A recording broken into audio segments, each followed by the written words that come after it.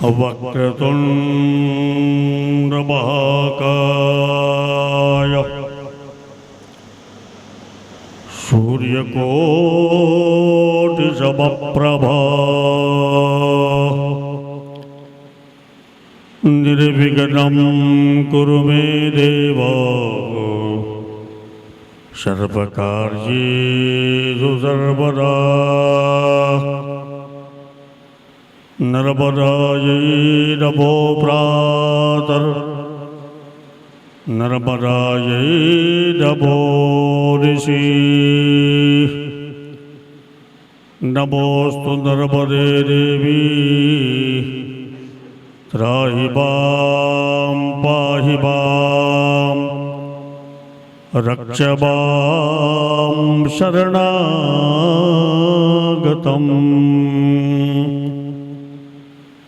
नमो ब्रह्मण्यदेवाय गौब्राह्मणहिताय च जगद्दिताय कृष्णाय श्रीगोविन्दाय नमो नमः।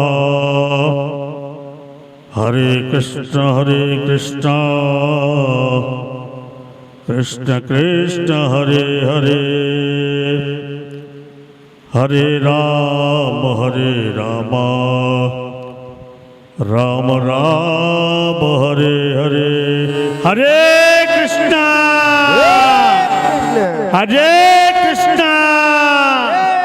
जय जय सिया राम।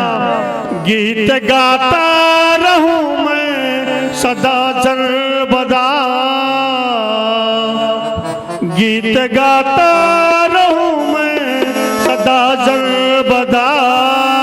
नर्मदा नर्मदा नर्मदा नर्मदा, गीत गाता रहूं मैं सदा सर्वदा, गीत गाता रहूं मैं सदा सर्वदा।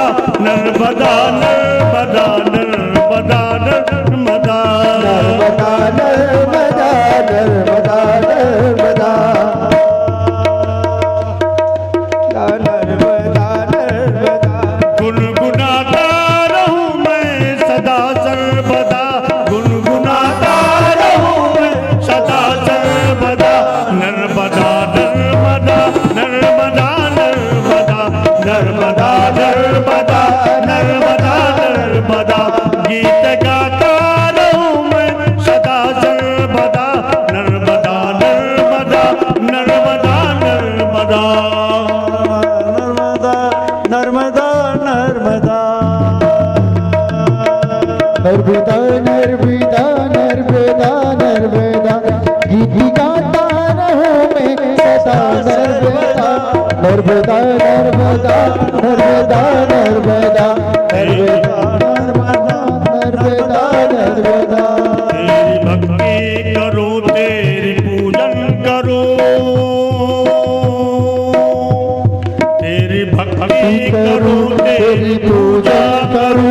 नाम जपता रहूं मैं सदा सर्वदा, नाम जपता रहूं नर्मदा नर्मदा नर्मदा नर्मदा नर्मदा नर्मदा नर्मदा नर्मदा नर्मदा नर्मदा, गीत गाता रहूं मैं सदा सर्वदा, गीत गाता रहूं मैं सदा नर्मदा नर्मदा नर्मदा नर्मदा नर्मदा नर्मदा नर्मदा नर्मदा नर्मदा नर्मदे हरा। पतित पावनी पुण्य सल्ला माता नर्मदा के श्री चरणारविंदों में कोटि कोटि प्रणाम। भगवान भागवत भगवान के श्री चरणों में कोटि कोटि प्रणाम। व्यासी जी महाराज जी को प्रणाम। हमारे बीच पधारे यहाँ के तपस्वी महान संत श्री महंत जी महाराज को सादर प्रणाम करते हुए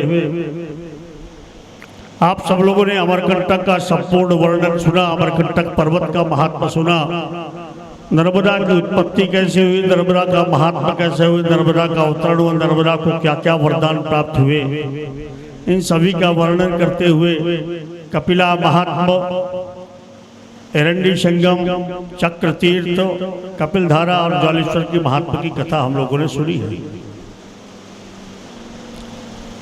इसके पश्चात तीर्थों के वृत्तांत में जब व्याख्यान में जब आगे बढ़ते हैं तो माई की बगिया की कथा होती है। आप लोग सब माई बगिया घूमने गए हो कि नहीं? ये माई की बगिया का जो स्थान है ये माता नर्मदा की वाटिका है। जैसे छोटे छोटे बच्चे किसी एक क्रीड़ांगन में जाते हैं, अपने सहयोगी सखियों के साथ बैठ कर झूला झूलते हैं, खेला करते हैं, ऐसे ही भगवती अंबिका और अंबालिका के साथ में माता नर्मदा अपने सखियों के साथ में उस स्थान पर जो है झूला झूलती थी। उस स्थान पर एक गुलबकावली का नामक एक पुष्प पाया जाता, पौधा पाया जाता है।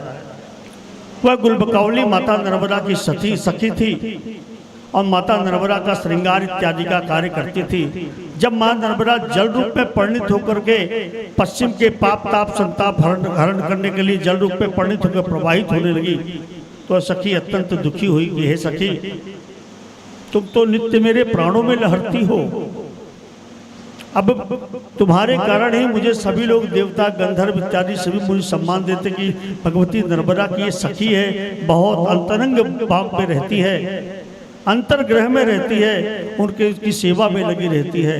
तुम्हारे जन जाने के पश्चात मुझे कौन पूछेगा, कौन सम्मान देगा मुझे। गुलबकावली नामक उस सखी की बातों को सुन करके भगवती नर्मदा प्रसन्न हुई और उन्होंने कहा, एरी सखी, तुम जो है वृक्ष का रूप धारण कर लो, पौधे का रूप धारण कर लो। इसमें एक पुष्प होगा, सुंदर सा पुष्प जो है जिसका नाम होगा गुलबकावली। वह पुष्प जिस प्रकार से भगवान शंकर को बिल्वपत्र चढ़ाने की जो महिमा है, भगवान नारायण को तुलसी दल चढ़ाने की महिमा है, भगवान गणपति को दुर्वाच अर्पित करने की जो महिमा बताई गई है, ऐसे ही भगवती नर्मदा को वह गुलबकावली का पुष्प अत्यंत प्रिय माना गया है।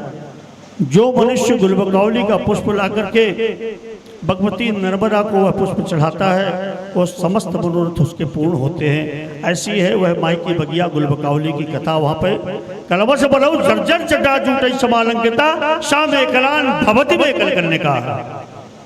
प्राचीन काल में समरकंटक पर्वत में बड़े बड़े सघन वन कानन प्रदेश रहा है।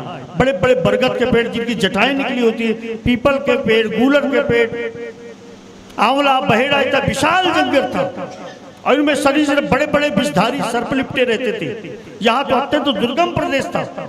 जर्जर जटा, भगवान जैसे भगवान की शिव की जटा जैसी दिखाई देती, ऐसा ही पर्वत महामेरु पर्वत जो है ऋषभ पर्वत के नाम से जाना गया है। इस पर्वत में जो है भगवान शंकर का ऐसा जैसा भगवान शिव का स्वरूप दिखाई देता था, ऐसा ही अमरकंटक पर्वत का स्वरूप दिखाई देता था। वह गुलबकावली का जो माई की बगिया के स्थान है, अभी भी देखेंगे आप गए होंगे, वहाँ बड़े बड़े आम के पेड़ बड़े बड़े, तो वह स्वरूप जो है माई की बगिया का स्वरूप है। वहाँ पर हम लोग जाते हैं, जाके दर्शन करना चाहिए। वहाँ पर माँ का छोटा सा बाल्य रूप जहाँ पर उन्होंने माता नर्मदा की क्रीड़ा स्थली रही है। आगे निकलते हैं, वहाँ से जाते हैं सोनगुड़ा। वहाँ से यहाँ से अमरकंटक से 3 नदियों का प्राकट्य हुआ है, नर्मदा, सोन और ज्वालावती गंगा। ज्वालेश्वर की कथा में भगवान जब ज्वाला जो है त्रिपुरासुर का 3 त्रिपुरों का वध किया तो बाणासुर ने जो है भगवान की तपस्या की, भगवान प्रसन्न, धधकती ज्वाला से जो जल प्रकट हुआ उससे ज्वालावती का प्रकट हुआ, ज्वाल गंगा जिसका नाम हुआ। अब वर्तमान में अपभ्रंश होकर के जोहिला नदी हो गई। तो यहाँ पर अब आते हैं, आगे निकलते हैं, जब सोनगुड़ा हम पहुँचते हैं तो सोन नद है। एक नदी नर्मदा हो गई, दूसरी जोहिला हो गई और तीसरा नद के रूप में, पुरुष के रूप में जो है यह है सोन नद। सोणस्य हिरण्यबाहुस्यात्, ब्रह्मा के मानस पुत्र के रूप में सोन उत्पन्न हुए। एक कथा है हमारे यहाँ प्रचलित है लोकोक्तियाँ कि जो ब्याज सूद का काम करते हैं ना, ब्याज लेते हैं, कमीशन खोरी करते हैं, ऐसे लोगों का उद्धार नहीं होता है। उन सूद खोरों को पापों से, उन अपराधों से, उन दोषों के समन करने के लिए उन लोगों को जो है सोन नद में स्नान करना चाहिए। जो स्वर्णकार थोड़ा थोड़ा बट्टा काट लेते हैं ना, इनका बहुत बड़ा अपराध है।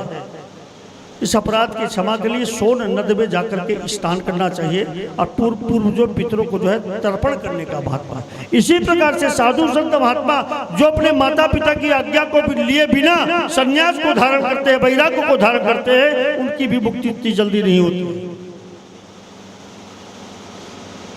निर्णय संयुक्त जाति ग्रंथ में उसका उल्लेख प्राप्त होता है कि जो साधु संत बिना माता पिता के आज्ञा से माता पिता को बताए अपने घर का त्याग करके माता पिता को दुख, अपने परिवारजनों को दुख पहुंचा करके संन्यास या वैराग्य धारण करते हैं और उस दोष को जो प्राप्त हो जाते हैं, ऐसा अपराध हो जाता है, उसके समन के लिए सोन नदी के किनारे अक्षय नवमी को, जो कार्तिक मास की जो आती है अक्षय नवमी की, आंवला नवमी जिसको कहते हैं, आंवला नवमी के नीचे बैठ करके अपने पितरों को जो उनको जल देवे, पितरों को श्राद्ध करे और तर्पण करे और उस सोन नद के जल में स्नान करे, तब इससे उन पापों से दोषों से मुक्ति की प्राप्त होती है। वहां से सोन नदी का प्राकट हुआ, जिसकी भुजाएं सोने की लहुत्य नदी के नाम से जाना गया है।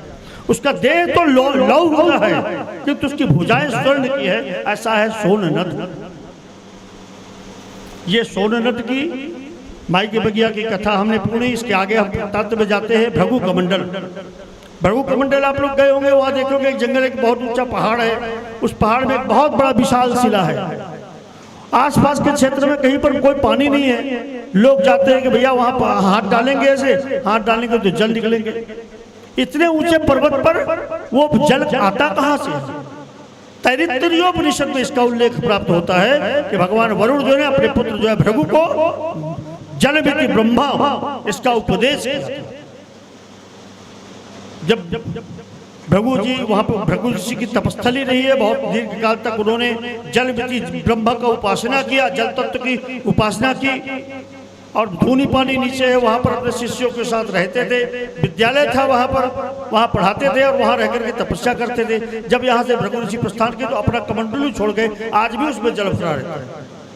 वो आपको आश्चर्य है वहाँ पर कि जल इतनी जल्दी ऊंचाई पर नहीं हुआ। एक टैंक में बड़ा 2000 लीटर जल यदि भरा हुआ है, थोड़ा थोड़ा जल निकालेंगे तो जल तो नीचे खाली होता चला जाएगा, हाथ तो पहुँचना नहीं चाहिए। फिर भी हजारों लाखों लोग वहाँ पर जाते हैं, सभी के हाथ में थोड़ा थोड़ा जल प्राप्त होता सबको। ये है जो भृगु ऋषि के जल कमंडल की महिमा, जहाँ पर उन्होंने जल तत्व के रूप में भगवती नर्मदा की आराधना की थी।